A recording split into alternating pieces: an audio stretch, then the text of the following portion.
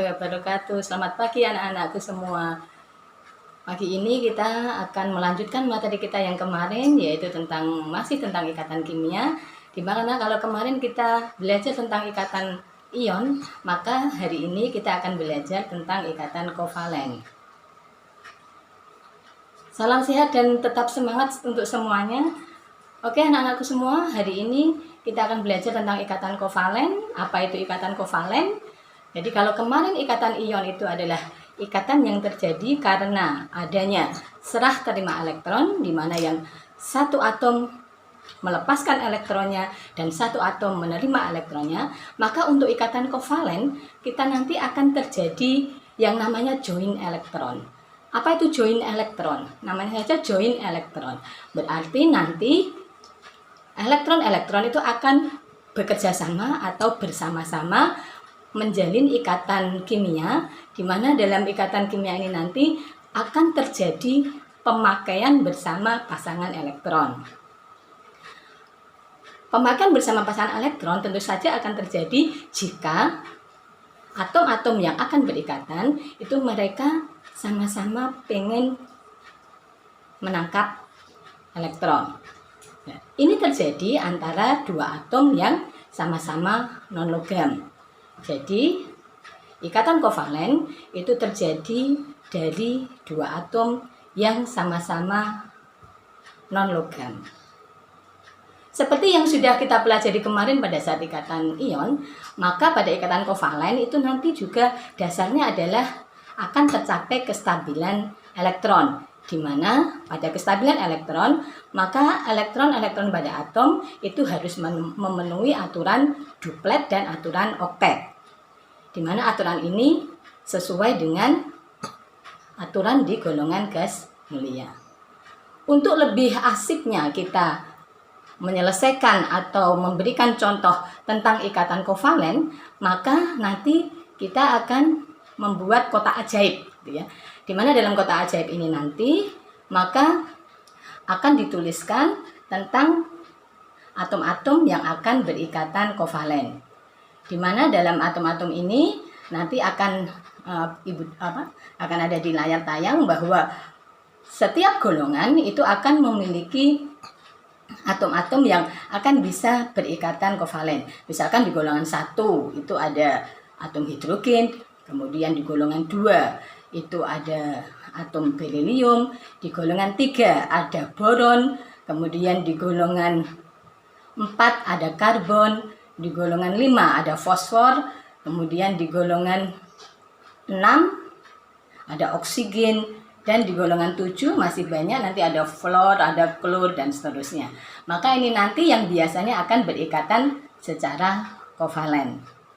Contoh dari ikatan kovalen dalam kotak ajaib itu nanti, maka akan kita lihat bahwa ketentuannya bisa ciri khasnya adalah kalau nanti senyawa yang terbentuk atau membentuk ikatan kovalen, kalau dia atom pertamanya itu adalah berasal dari kotak ajaib yang nanti sudah kita tentukan, maka berarti dia adalah ikatan kovalen.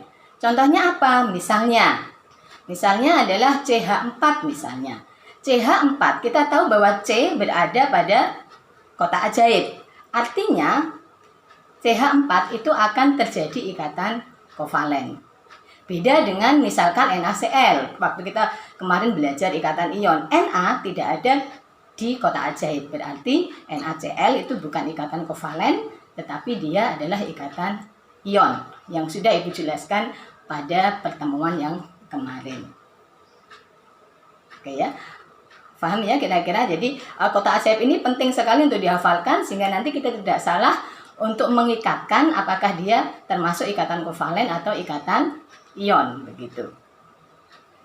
Untuk selanjutnya, setelah kalian memahami tentang ikatan kovalen ini, maka berdasarkan nanti jumlah pasangan elektron yang akan dijoinkan, maka ikatan kovalen nanti dibagi 3 anak-anakku semua.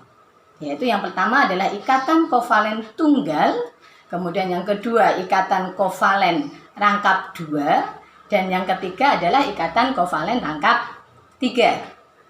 Contohnya apa? Bagaimana sih terjadinya? Misalnya pada ikatan kovalen tunggal misalkan.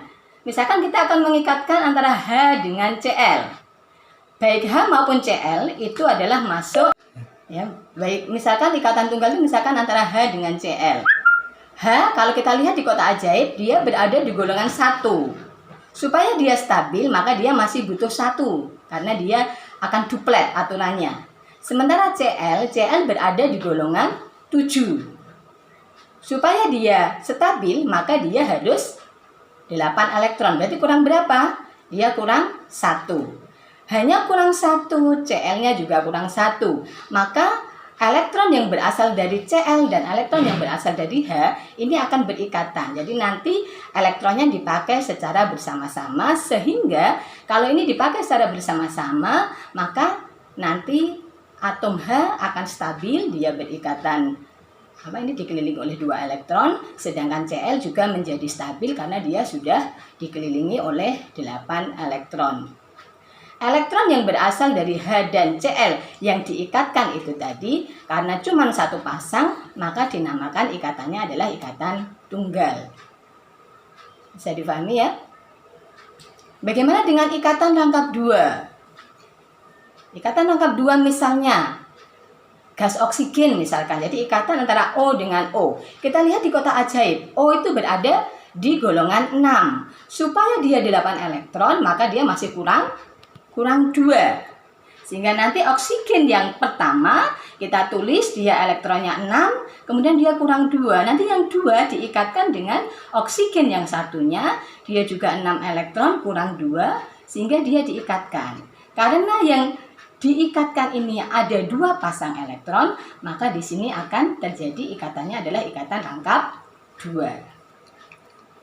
Begitu juga untuk ikatan rangkap 3, penjelasannya sama. Misalkan untuk gas nitrogen N2, antara N dengan N, kita lihat di kotak ajaib lagi. N berada di golongan 5. Berarti dia untuk stabil 8 elektron, dia masih butuh 3.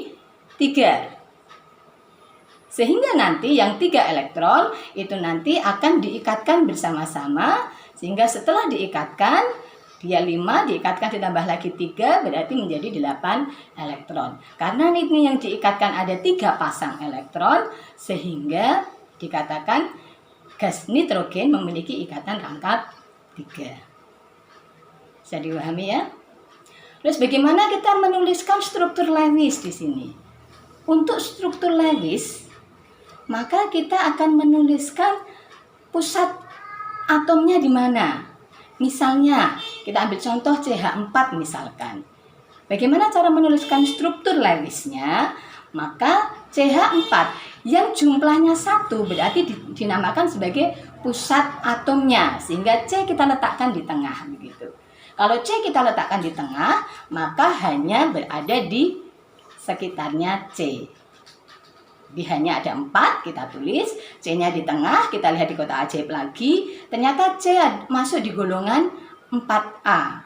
Sehingga dia elektronnya ada 4, kita tuliskan, masih butuh 4 lagi untuk berikatan supaya 8 elektron. Dan ini akan diberikan oleh H. H elektronnya 1, kemudian kita tuliskan elektronnya 1, masing-masing kita ikatkan, jadi C tadi kurang 4, disumbangkan dari masing-masing H, kita ikatkan, sehingga terbentuklah CH4. Di sini karena tidak ada pasangan elektron yang tidak berikatan, jadi artinya semuanya adalah berikatan, maka dikatakan ikatan kovalen seperti ini dikatakan sebagai ikatan kovalen non-polar.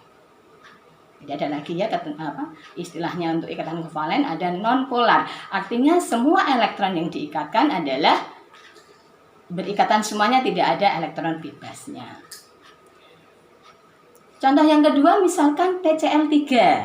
Kita lihat P pusatnya karena dia cuma 1, kemudian dikelilingi oleh elektron, dikelilingi oleh Cl sebanyak 3. Berarti dia masih butuh berapa? Dia masih butuh 3 elektron. Karena dia butuh 3 elektron, maka Cl kita tulis di sampingnya, sedangkan Cl berada di golongan 7A, Kita tulis elektronnya sebanyak 7. Jadi karena Cl itu elektronnya 7, dia berada di golongan 7, maka kita tuliskan elektron di sekitar Cl ada 7.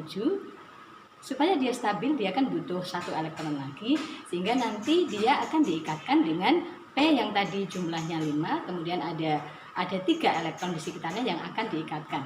Sehingga nanti Cl yang 1 elektron Cl yang kurang 1 tadi akan diikatkan dengan P, sehingga nanti ada PCl3 yang diikatkan sebanyak 3, sementara ada 2 elektron bebas di situ.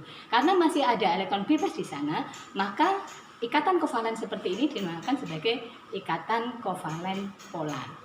Demikian anak-anak tentang pelajaran ikatan kovalen. Semoga kalian bisa memahaminya. Ibu akhiri.